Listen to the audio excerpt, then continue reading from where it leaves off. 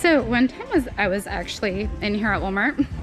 There was this woman that was all like, yeah, it's just a virus. What's everybody getting upset about?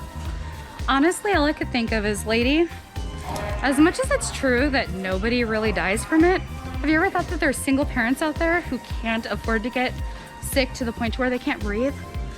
I mean, really, what's with people? Like, anyway, if you want to know how to protect your family from COVID-19 and protect yourself, stay tuned for the full video. Thanks. Hey y'all. Thanks again for coming back to Single Parents Toolbox, where we give tools and resources to help you be an even better parent.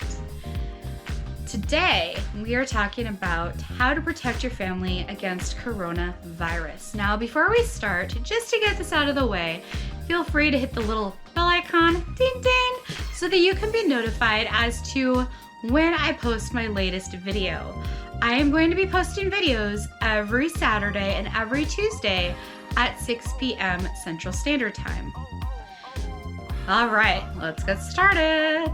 Tip number 1. Make sure to research your own stuff before fully believing what you are told.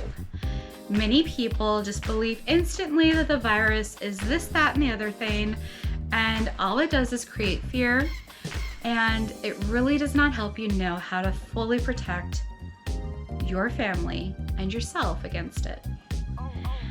Tip number 2.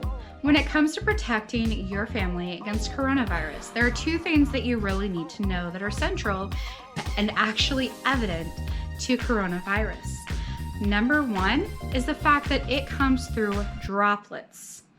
What this means is all somebody has to do is sneeze or cough, and the mucus that is broken up from that is distributed through the air.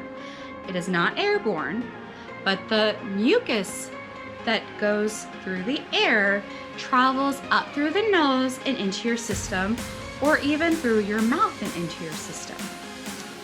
And you might not even notice it because it is such a small molecule that it needs to even happen from. Number 2, we now know that coronavirus is also staying on surfaces. This means that all you have to do is touch, that it could be possible that by touching it, you could become a carrier to it. So be very cautious as to making sure that you clean and disinfect your home. Number 3, stay home as much as possible. Tip number 4, when you do need to go out to the grocery store or what have you, or run those little errands throughout the day, wear a mask. All of it is done through mucous membranes, and so whenever somebody coughs or sneezes, it's going to go through your nasal passages or through your mouth. And so doing this will actually help protect you against that. And you don't even have to see the droplets. They're very small and microscopic. So it's going to be very crucial that you protect your face. Now, another thing you can do during this time is when you are out, make sure to, have kids with somebody that you know and trust that does not have the coronavirus at this time, and move your face kind of away from people a little bit as you're going past them. Especially if they look like they're about to cough or sneeze, kind of do a quick little duck like, okay, protect the face. So I'm actually going to leave. Sorry guys, sorry. I know, I look weird. Anyway, I'm going to leave a link in the bottom below if you would like to have a mask like this.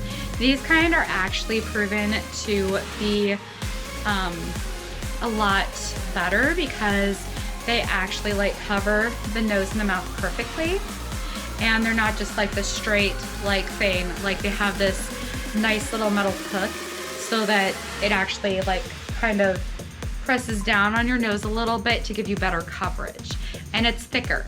Those flimsy medical masks, they're really thin. I'm sure that the ones in the hospital do a little bit better of a job, but for us that aren't in the hospital, these are kind of closer to your best bet.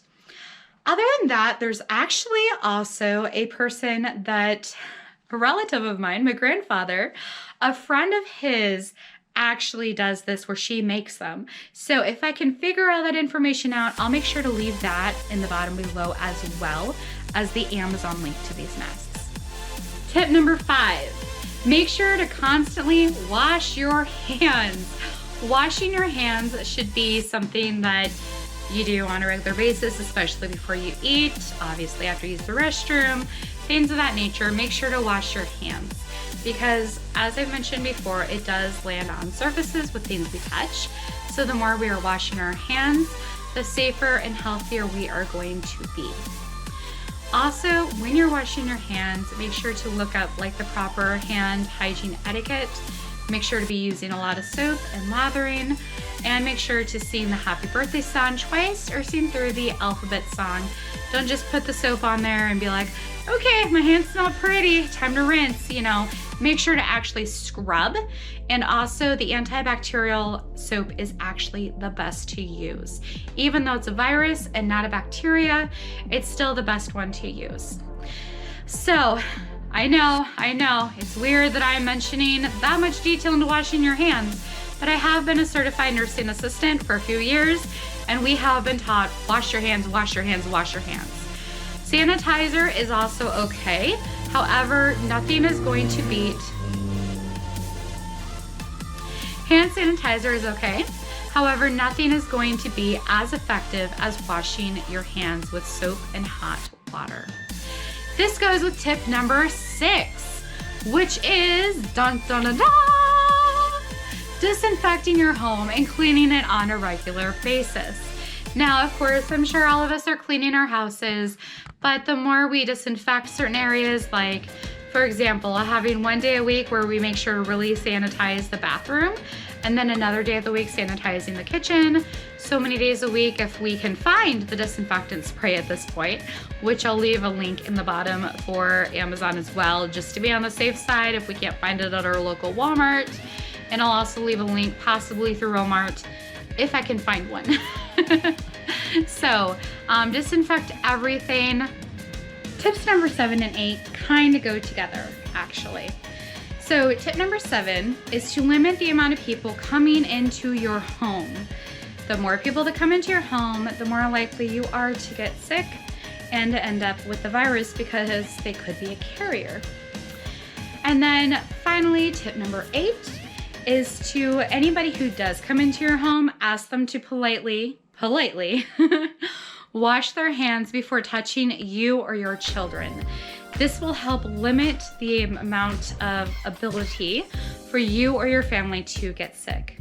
I hope you enjoyed this channel. I hope you enjoyed the tips I have given you. Please feel free to comment below. If you have not yet, click the little bell icon, ding ding. And if you are not a subscriber already, please click down to subscribe to my channel. I would love to get to know you more and be able to help you get tools and get resources and to create a community of single parents. Ciao, babies.